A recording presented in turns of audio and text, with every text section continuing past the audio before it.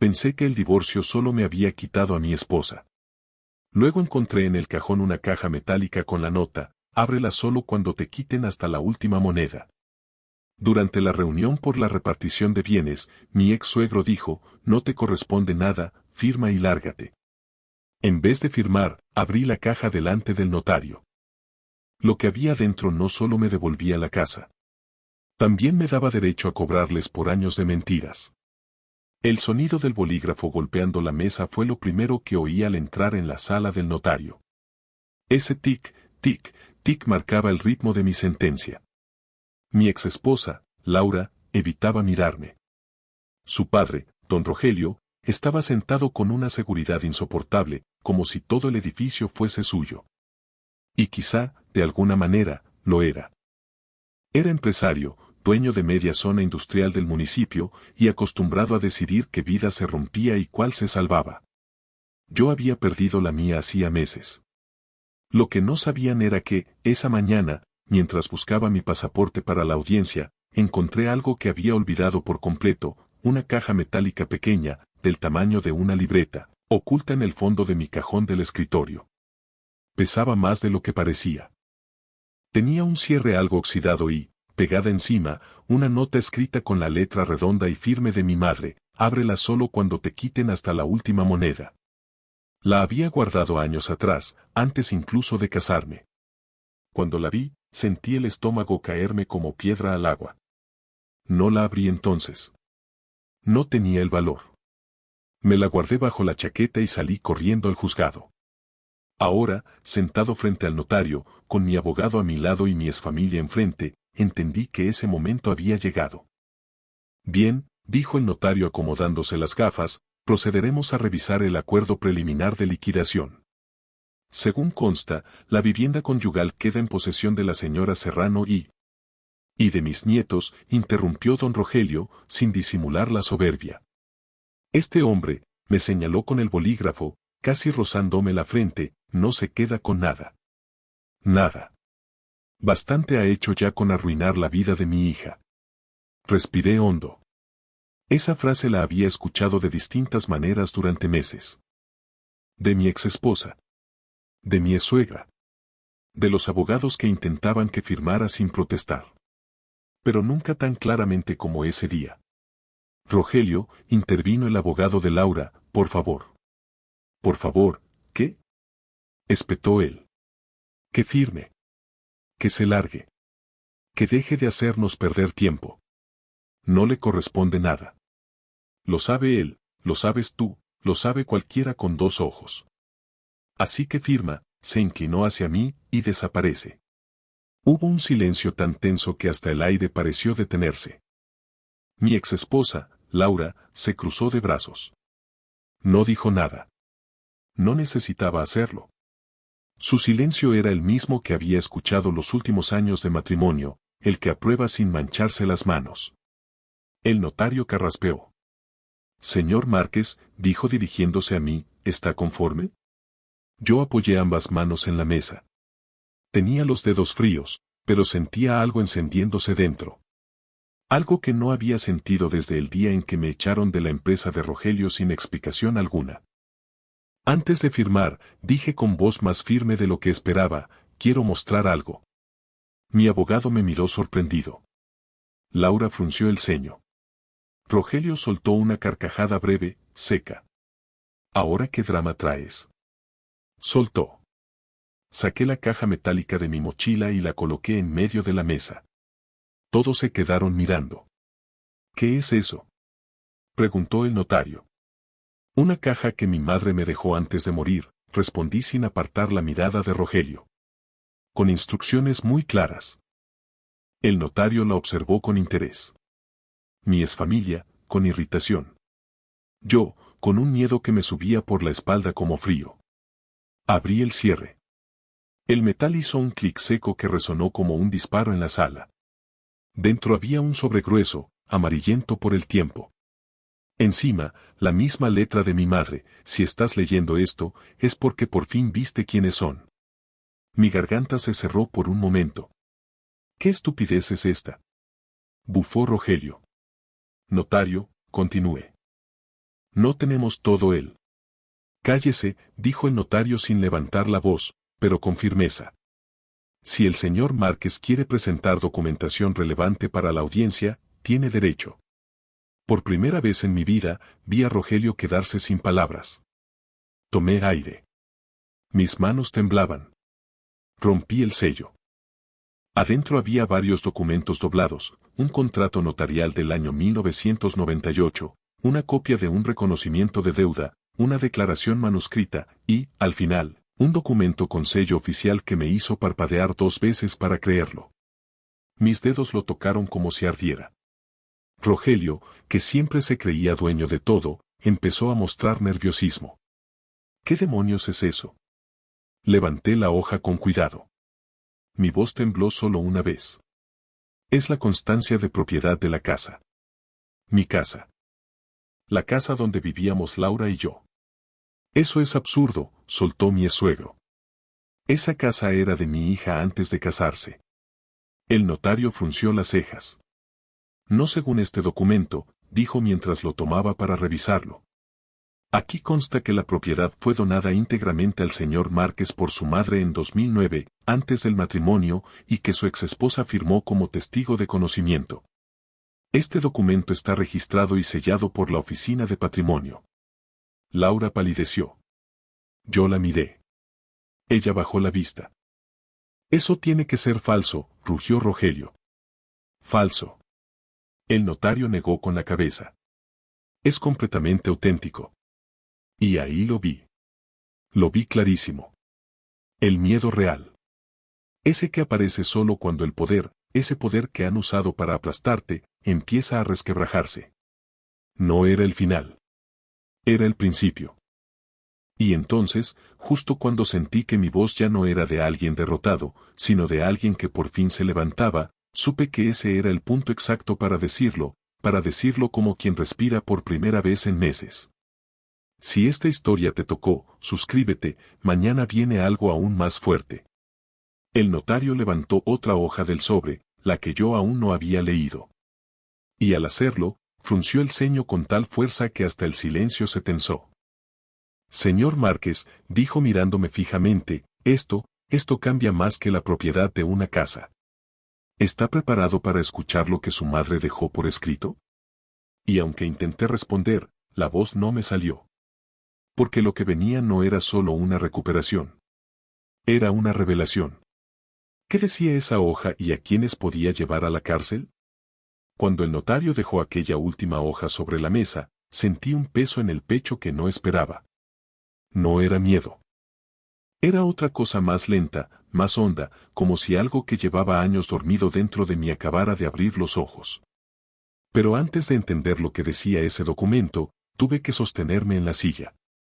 La sala giraba un poco. Todo, desde la voz de Rogelio hasta el parpadeo nervioso de Laura, parecía mezclarse con recuerdos que no había revisado desde hacía demasiado tiempo.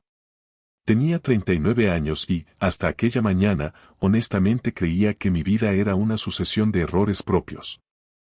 Ese era el discurso que había comprado, el que mi exesposa y su familia habían repetido tantas veces que ya no sabía dónde terminaba su manipulación y dónde empezaba mi culpa. Qué ironía, uno puede vivir con alguien años y no darse cuenta de que lo que parece cariño es, en realidad, un molde que te estrecha hasta que ya no puedes respirar.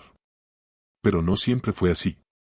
Conocí a Laura en 2012, en un curso de contabilidad avanzada que ambos tomábamos los martes por la noche.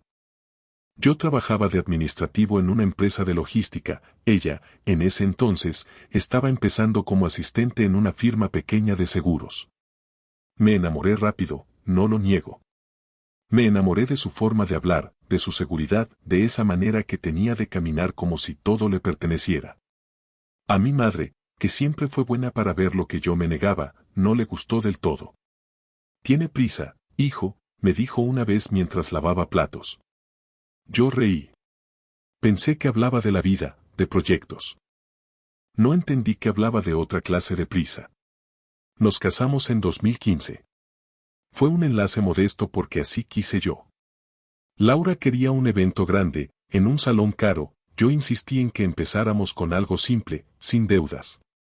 Ella accedió, pero meses después, cada vez que discutíamos por algo, me lo echaba en cara: podríamos haber tenido una boda digna si no fueras tan limitado. Yo entonces creía que esas frases eran de estrés, no señales. ¡Qué ingenuo! Mi madre murió en 2019. Cáncer. Rápido.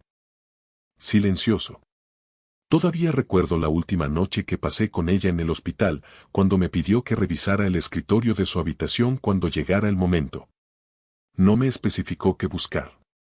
Solo dijo: hay cosas que tendrás que saber cuando estés listo.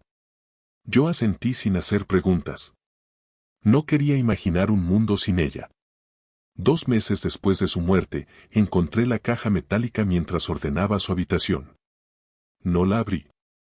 La nota de la tapa era demasiado extraña, demasiado exacta, como si mi madre hubiera sabido más de lo que yo jamás sospeché. Guardé la caja en mi cajón y, como pasa con las cosas que uno teme, la tapé con ropa, papeles y excusas. Mientras tanto, mi matrimonio se deterioraba de forma casi matemática. Laura comenzó a trabajar con su padre, Rogelio, en la empresa familiar. Es temporal, decía ella. Hasta que organicemos algunas cosas. Pero ese temporal se quedó a vivir con nosotros. Las jornadas de Laura se alargaban, volvían las llamadas a medianoche, los fines de semana de cierre contable, las reuniones urgentes que empezaban justo cuando yo proponía cenar juntos. Yo, mientras tanto, trabajaba más horas de las que me pagaban, intentando no quedarme atrás en los ingresos para sostener la casa y las apariencias. Rogelio entró temprano en nuestra relación. Demasiado temprano. Desde el primer día me trató como a un empleado que había que evaluar. Todo en mí le parecía insuficiente. Hablas poco, decía. Ganas poco, añadía. Piensas poco, remataba. Todo lo que yo hacía era pequeño. Todo lo que Laura hacía era brillante. Y yo, en esa época todavía ingenuo, pensaba que era normal querer complacer al padre de tu esposa, incluso si él no te consideraba lo bastante bueno para su hija. A los 2 años de casados, Rogelio me ofreció un puesto en su empresa. Yo al principio me negué, sabía de su carácter y de esos contratos verbales que él manejaba como si la ley fuese un adorno. Pero Laura insistió tanto que acepté. Entonces empezó mi caída. Al principio fue un ascenso. Cartera nueva, oficina propia, un trabajo que parecía abrirme camino. Lo que no sabía era que Rogelio no estaba ofreciéndome un futuro, estaba construyendo mi dependencia. Tú no tienes dónde ir si no es conmigo, me dijo una vez entre risas, mientras abría una botella de vino durante un almuerzo corporativo. Me lo dijo en broma, pero la broma tenía filo. Meses después, sin aviso, sin errores de mi parte, sin razón aparente, me despidieron. El correo llegó un jueves por la tarde. Nunca olvidaré la frase final: agradecemos su tiempo. Ni una palabra más. Laura llegó tarde ese día. Cuando le conté, se limitó a decir: peor sería que te hubieran despedido con causa. Ese fue el punto en que empecé a desmoronarme. No solo por el trabajo, sino por la sensación de que nadie estaba a mi lado. Laura me repetía, con una frialdad calculada, que quizás esto te haga madurar. Rogelio, en Navidad, dijo delante de toda la familia: hay gente que no sirve para ciertas cosas, y punto. Yo callé. Me volví ese hombre silencioso, ideal para que otros hablen encima. Trabajé en empleos temporales. Laura, mientras tanto, subió de puesto. Tenía reuniones cada vez más lejos de casa. Se volvió inaccesible. Y luego, directamente, hostil. El divorcio llegó como llegan las tormentas que uno ya siente desde semanas antes, inevitable. Ella lo pidió. Yo no quise pelear. Quise entender. Error. Rogelio se encargó de llevarme al límite económico, emocional y legal. El día que me notificaron la demanda, la frase de mi madre volvió a la cabeza como un golpe: ábrela cuando te quiten hasta la última moneda. Pero incluso entonces había demasiado ruido, demasiado miedo, demasiada vergüenza. Y luego, la casa. Esa casa en la que yo había pintado paredes, colocado estantes, arreglado fugas. La casa que creí que era de los dos, que Laura decía que provenía de su familia, aunque jamás vi un solo papel que lo demostrara. Era, ahora lo sabía, una mentira sostenida durante años. Hasta ese día en la oficina del notario. Hasta esa caja. Hasta ese sobre que contenía algo más que un título de propiedad. Contenía un problema que no imaginé nunca enfrentar. Mi madre había descubierto, mucho antes que yo, que Rogelio había manipulado documentos, movido dinero y construido una fachada legal para despojarme. Y ella lo había dejado todo preparado para el día en que su silencio pesara más que mi inocencia. Ese día había llegado. Lo sabía el notario. Lo sabía Rogelio. Y yo lo estaba empezando a entender. Cuando el notario levantó la mirada al terminar de leer la segunda página del documento y dijo, «Señor Márquez, aquí hay una acusación directa que podría cambiar todo este proceso, y no solo este». Supe que estaba a punto de enfrentar no un problema, sino el problema. ¿Qué acusación había dejado mi madre y por qué Rogelio rompió a sudar en silencio? El notario dejó la hoja sobre la mesa con una lentitud casi quirúrgica. No era un gesto de dramatismo, era el gesto profesional de alguien que comprende, antes que los demás, el tamaño del abismo que está a punto de abrirse. Yo respiré hondo. Rogelio, en cambio, se removió en la silla. Se pasó un pañuelo por la frente como si de repente la calefacción hubiera subido 20 grados. «Señor Márquez», dijo el notario, con la voz grave. «La declaración que su madre dejó aquí, contiene una acusación formal. Y no contra cualquiera». Mi corazón empezó a latir como si alguien lo golpeara desde dentro. Laura, que hasta ese momento había estado rígida, se inclinó hacia adelante. «¿De qué acusación habla?», preguntó, forzando una calma que no le creí. El notario deslizó la hoja hacia él mismo, la releyó un instante y luego me miró. «Su madre afirma que, en el año 2017, el señor Rogelio Serrano utilizó información confidencial y documentos pertenecientes a ella para registrar la propiedad que usted heredó como si fuese patrimonio previo de su hija, cuando en realidad esa casa era solo suya. Y aquí», golpeó suavemente la esquina del documento, «explica cómo obtuvo dichos documentos». El silencio que cayó fue brutal. Rogelio apretó los labios. Laura abrió los ojos, sorprendida. Mi abogado se acomodó en su asiento como quien prepara un paraguas antes de una tormenta. Yo, sentí que una parte de mí se rompía y se recomponía a la vez. «Eso es un invento», dijo Rogelio de golpe, golpeando la mesa. «Un invento de una mujer enferma. No tiene validez». «Señor Serrano», interrumpió el notario con tono firme. «Su suegra no solo dejó una declaración. Dejó copias de correos electrónicos, audios transcritos y un registro notarial previo. Aquí», sacó una carpeta más gruesa dentro del sobre, «consta que un funcionario de la Oficina de Patrimonio denunció un intento de manipulación documental realizado por un intermediario que», miró el papel, «coincide con el nombre de uno de sus empleados». Rogelio se levantó de golpe. «Eso no prueba nada», gritó, señalando al notario como si fuese un enemigo. Esa reacción lo delató. Laura se encogió en su asiento. Yo la miré. Ella evitó mis ojos. «Papá», susurró ella, «¿qué es esto?». Él no respondió. Respiraba rápido, muy rápido.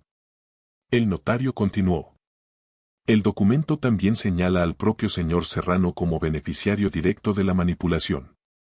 Y especifica que, de demostrarse, la casa debe quedar registrada inmediatamente a nombre del señor Márquez. Además, hizo una pausa mínima, como quien se prepara para decir lo inevitable, habría responsabilidad penal». Los ojos de Rogelio se abrieron desmesuradamente. «¿Penal?», articuló como si la palabra se le atragantara. El notario asintió. «Sí. Por falsedad documental, apropiación y coacción patrimonial». Yo apreté las manos sobre la mesa. Era demasiado. Demasiado de golpe. Demasiado tarde. Pero también, lo que llevaba años necesitando. Rogelio dio un paso hacia atrás, se tambaleó y luego señaló con el dedo a todos. «Ustedes no entienden nada. Ese documento es una trampa. Una trampa de ese muerto que nunca supo callarse», y mirando al notario, añadió. No pienso aceptar este circo. El notario, imperturbable, clavó la vista en él. Señor Serrano, cualquier intento de abandonar la sala antes de evaluar la autenticidad del documento podría interpretarse como obstrucción. ¿Obstrucción? Obstrucción es esto. Rugió Rogelio. Ahí fue cuando la tensión que llevaba meses acumulándose explotó en mí. No por el dinero. No por la casa. Sino por los años de humillaciones, silencios, desprecios y mentiras. Por cada frase que él había dicho como si yo fuera un niño al que se le regaña por existir. Me puse de pie despacio. La silla rechinó. Todas las miradas se clavaron en mí. ¿Quieres que te diga algo, Rogelio? Dije con la voz más calmada que tuve en meses. Mi madre murió pidiéndome que no dejaran que me pisotearan. Y tú hiciste eso desde el primer día que me conociste. Él apretó los dientes. Tú no entiendes cómo funciona el mundo. ¿El mundo? Di un paso hacia él. No. Lo que no entiendo es cómo alguien puede vivir años manipulando, mintiendo, controlando todo. Incluso la casa en la que dormíamos. Incluso los papeles que mi madre guardó. Incluso a tu propia hija. Laura hizo un leve gesto, como un intento de interrupción. No lo metas a él en esto, dijo con voz temblorosa. Yo no sabía. Me giré hacia ella. ¿No sabías? Pregunté despacio. ¿No sabías que tus padres encontraron la escritura justo cuando te convenía para el acuerdo matrimonial? ¿No sabías que me pedías firmar todo sin leer? ¿No sabías que tu padre movía los hilos de nuestra vida como si yo fuera un peón? Ella no respondió. Bajó la mirada. El notario siguió leyendo algunas líneas del documento. Aquí, dijo mientras pasaba una página, su madre describe que sospechó de movimientos irregulares porque alguien accedió a su escritorio cuando estaba hospitalizada. Y menciona que el único día en que eso ocurrió fue durante una visita de la señora Serrano y el señor Rogelio. Aquí está el registro del hospital, con horarios y firmas de ingreso. Rogelio golpeó la mesa con el puño. Eso es una calumnia. Papá, basta, susurró Laura. Sonaba rota.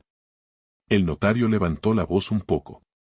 Señor Serrano, le exijo que se calme. Esto debe resolverse con claridad. Los documentos indican algo grave. Usted no puede simplemente levantar la voz y pretender que desaparezca. Mi abogado intervino por primera vez. Solicito que estos documentos se incorporen formalmente al expediente y que se suspenda cualquier intento de ejecutar el acuerdo patrimonial hasta que se verifique su autenticidad. El notario asintió. Rogelio no. Rogelio dio un paso hacia la puerta. Fue su error. El notario lo detuvo con un gesto firme. Si sale de aquí antes de terminar, lo consigna por intento de evasión. Y créame, señor Serrano, ya tiene suficiente con lo que se describe en este documento. Rogelio se quedó quieto. Respiraba con dificultad. Laura tenía lágrimas contenidas en los ojos, como si estuviera entendiendo, por primera vez, que su padre no era un hombre fuerte, sino un hombre peligroso. Y yo. Yo sabía que ese momento era mi ruptura definitiva. Me acerqué a la mesa. Tomé el documento. Da igual cuánto temblaba mi mano. Rogelio, dije clavándole la mirada, tú me quitaste el trabajo, la dignidad, la estabilidad, y ahora querías quitarme la casa que mi madre me dejó. Pero esto, levanté la hoja, demuestra lo que ha sido siempre, un manipulador que no sabe perder el control. Él apretó los puños. Te vas a arrepentir, susurró. No, respondí, sintiendo una calma que me sorprendió. El que se va a arrepentir eres tú. Laura rompió a llorar. Mi abogado tomó nota. El notario respiró hondo. Rogelio volvió a su asiento sin decir una palabra. Y entonces, el notario, con gesto tenso, concluyó. Se abre investigación formal. Y, señor Serrano, esto apenas empieza. Apenas empieza. Para él. Pero para mí, ese fue el punto de no retorno. ¿Cuál será el precio inmediato de esta declaración? ¿Y quién será el primero en caer? El despacho del notario quedó en silencio después de esa frase final: se abre investigación formal. No fue un silencio normal. Fue uno que parecía tener peso propio, como si las paredes, los muebles y hasta el aire entendieran que algo gigantesco acababa de moverse y que nadie saldría de esa sala siendo la misma persona. Rogelio se dejó caer en la silla con un bufido grave, como si el cuerpo por fin aceptara lo que su mente aún no estaba lista para admitir. Laura tenía los dedos entrelazados, tan tensos que se le marcaban los nudillos. Yo seguía de pie, con el documento en la mano, pero con la sensación de que mis piernas no responderían si intentaba dar un paso. El notario se puso de pie. Voy a preparar un acta especial con lo ocurrido hoy, anunció. Esto irá directamente al juzgado y al registro de patrimonio. Hasta nuevo aviso, queda suspendida cualquier transferencia, partición o ejecución relacionada con la vivienda. Rogelio soltó una carcajada triste, una mezcla de rabia y miedo. No puedes hacer eso, escupió. No tienes autoridad. La tengo, respondió el notario sin elevar la voz. Y usted lo sabe. No había gritos. No había golpes. Solo ese tono profesional, implacable, que por primera vez en años incluyó mi nombre del lado correcto de la ley. Mi abogado me tocó el brazo con suavidad. Necesitamos hablar afuera, murmuró. Pero antes de que pudiera moverme, Laura se levantó. Tenía el rostro rígido, como si un golpe mal dado hubiera cambiado la forma de sus facciones. Quiero verlo, dijo. ¿El qué? Pregunté, sin soltar el documento. El resto, señaló el sobre. Sus ojos estaban rojos, pero no de rabia.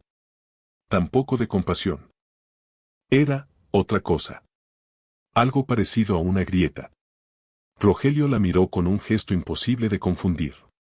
No vas a leer eso, ordenó, golpeando la mesa. Y ella, lo ignoró. Por primera vez desde que la conocí. Me miró. ¿Puedo? Y yo, por un momento, recordé los primeros años de nuestro matrimonio, antes de que todo se contaminara con la presencia constante de su padre. Recordé a la mujer que me hacía café temprano cuando yo trabajaba horas extra. La que reía con facilidad. La que nunca levantaba la voz. No dije que sí. No dije que no. Simplemente extendí el sobre. Laura tomó las hojas sin mirarme. Rogelio se levantó tan rápido que su silla cayó hacia atrás. No abras eso, Laura, gruñó. Es mi vida también, respondió ella, en un susurro áspero. Me quedé quieto, observando. Cómo temblaban sus manos. Cómo pasaba página tras página. Cómo su rostro cambiaba, primero confundido, luego incrédulo, luego, herido.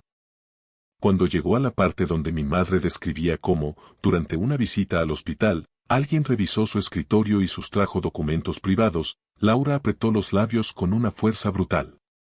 ¿Estuviste tú? Pregunté antes de darme cuenta de que lo había dicho en voz alta. Laura levantó la mirada. Tenía lágrimas, sí, pero no era por mí. Yo no, se llevó una mano al pecho. No sabía que papá, no sabía que él. Cállate. Gritó Rogelio. Y ahí, se quebró algo. No en mí. No en el proceso legal. En ella. No me voy a callar, dijo Laura, por primera vez sin miedo. Papá, dijiste que solo eran papeles administrativos. Que él, me señaló, estaba exagerando. Que lo hacías para protegerme. Que nada de esto tendría consecuencias. ¿Qué? Laura. Tronó Rogelio, pero ya no tenía el mismo peso que antes.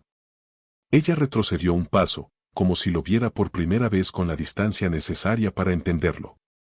¿Me mentiste? Preguntó, pero no como hija, como mujer adulta, como alguien que por fin ve. Rogelio no respondió. Porque no podía.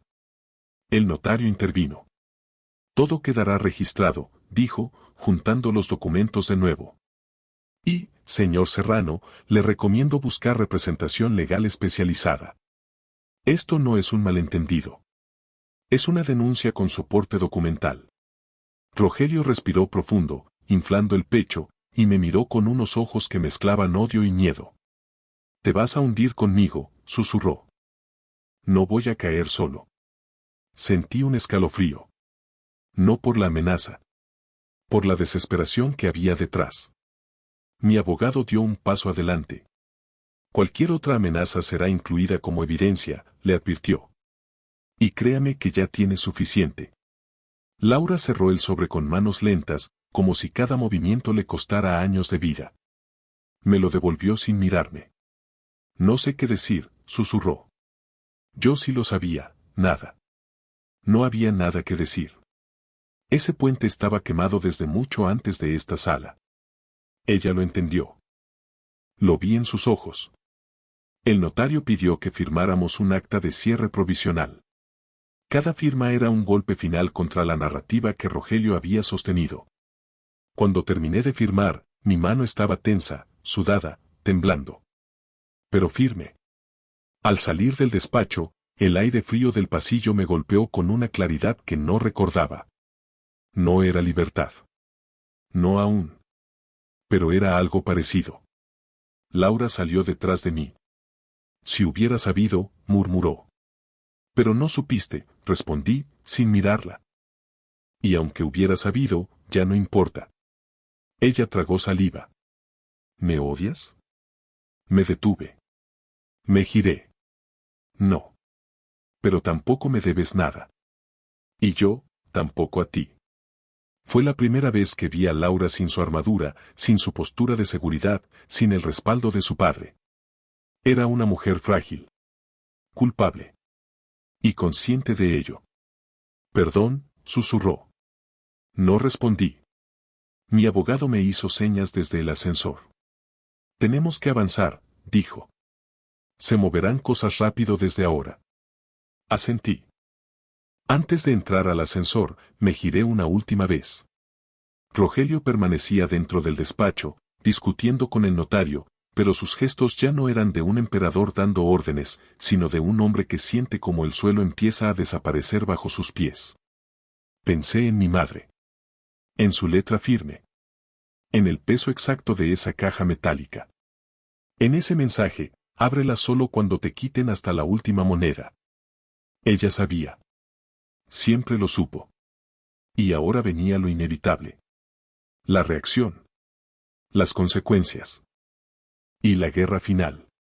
¿Qué descubrimiento en los archivos de mi madre lo cambiará todo en la última parte? ¿Y qué verdad desenterrada detonará el cierre definitivo? La noche antes de la audiencia final dormí poco. No por miedo, sino por una sensación extraña que llevaba años sin sentir, claridad. Había pasado tanto tiempo atrapado en dudas, silencios y culpabilidad ajena que, ahora que la verdad empezaba a tomar forma, mi mente parecía un cuarto ventilado después de años sin abrirse.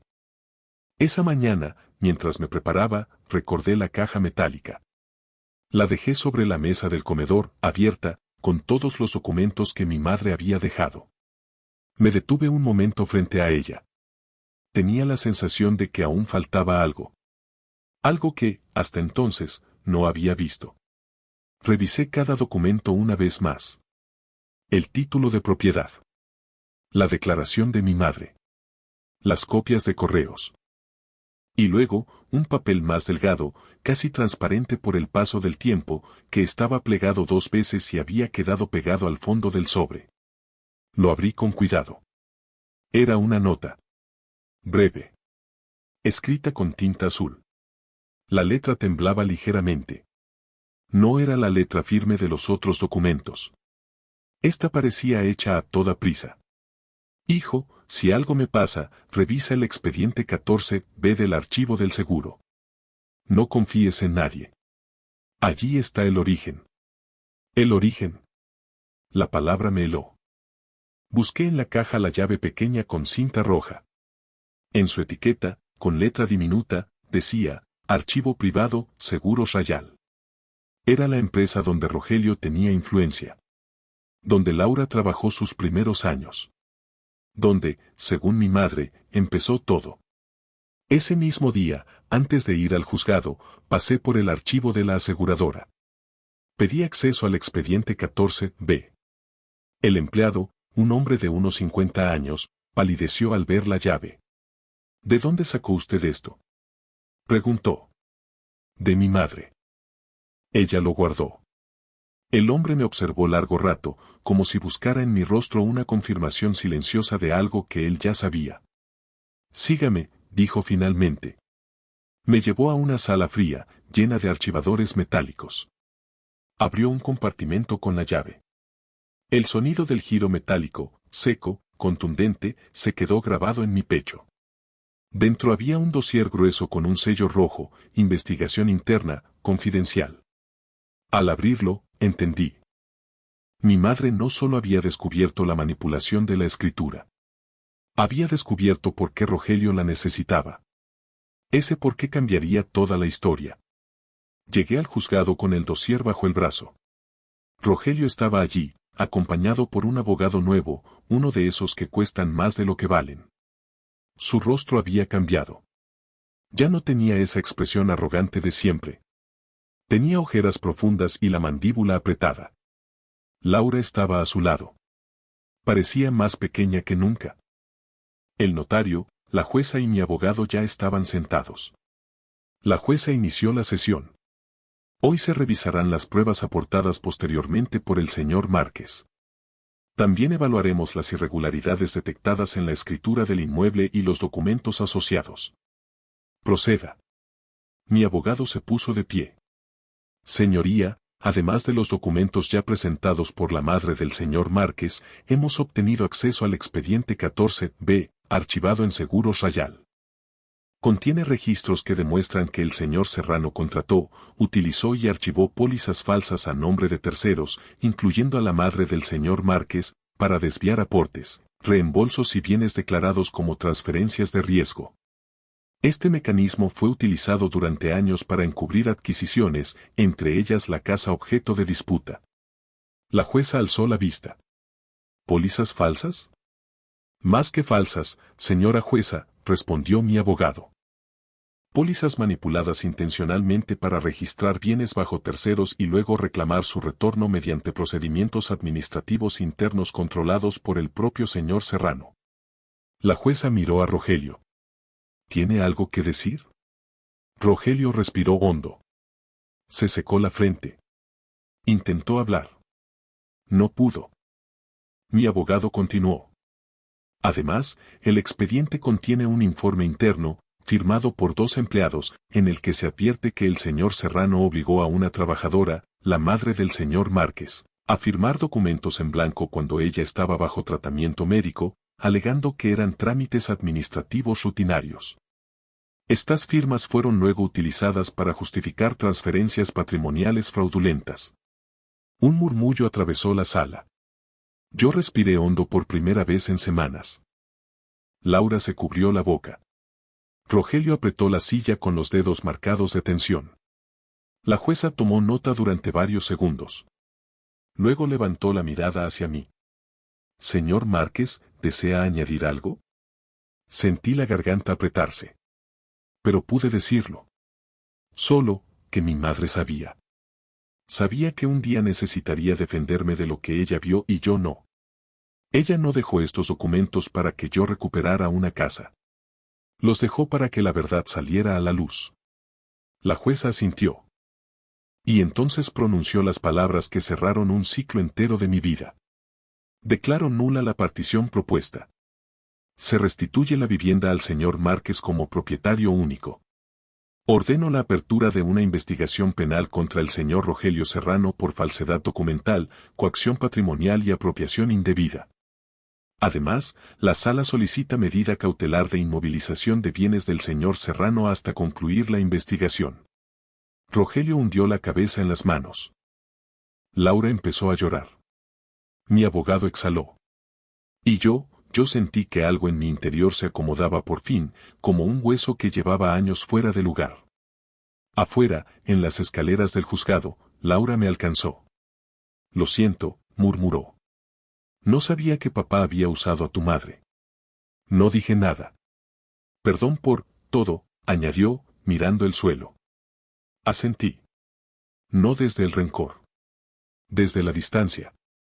Tu padre eligió su camino, dije. Y tú elegiste creerlo. Eso también es una decisión. Ella apretó los labios, tragando su orgullo por primera vez. ¿Podré reparar algo? Preguntó. Eso no depende de mí, respondí. La miré con calma. Sin odio. Sin resentimiento. Solo con certeza. Dio un paso atrás, como si entendiera que aquella versión nuestra, la manipulada, la ciega, la rota, había terminado para siempre. Se fue. No la seguí. No hizo falta. Esa noche, ya en mi casa recuperada, limpia de fantasmas ajenos, abrí la caja metálica por última vez. Toqué la letra de mi madre. Y entendí. Ella no me había dejado una defensa. Me había dejado libertad. La verdadera herencia no era la casa. Era la verdad. Y mientras guardaba la caja en un cajón nuevo, lejos de los rincones oscuros del pasado, dije algo en voz baja, casi un suspiro. Gracias, mamá. Ya está. Ya estaba. La justicia, por fin, había hecho lo suyo. Y yo, por primera vez en años, también. Suscríbete al canal para recibir cada día nuevas historias de Reddit antes que nadie.